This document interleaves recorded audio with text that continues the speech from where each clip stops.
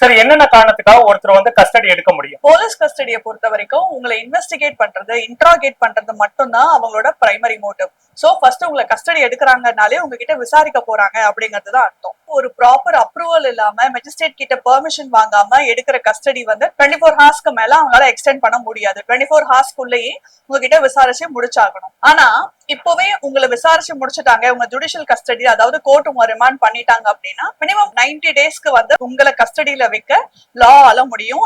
எப்பனா ஒரு மரண தண்டனை விதிக்கக்கூடிய ஒரு குற்றமா இருக்கட்டும், இல்ல 10 வருஷத்துக்கு மேல தண்டனை கொடுக்கக்கூடிய வேற ஏதாவது ஒரு குற்றத்தை நீங்க செஞ்சிருந்தீங்கன்னாலும், இல்ல ஏதாவது ஒரு லைஃப் சென்டென்ஸ் ஆயுள் தண்டனை கொடுக்கிற ஏதாவது ஒரு குற்றமா இருக்கட்டும், அந்த மாதிரி ஏதாவது ஒரு குற்றத்துல உங்களை போலீஸ் சஸ்பெக்டா வச்சிருந்தாங்க அப்படின்னா இன்ட்ராகேஷனுக்காக 90 டேஸ் உங்களை ஜுடிஷியல் கஸ்டடியில வச்சுக்க முடியும். ஆனா நான் சொல்ற எல்லாமே வந்து டிஸ்கிரிஷனரி பவர் தான். ஒரு ஜட்ஜ் நினைச்சாங்க அப்படின்னா இந்த ஸ்பெசிபிக் பீரியடுக்கு உள்ளேயுமே உங்களுக்கு பெயில் கிடைக்க சான்சஸ் இருக்கு.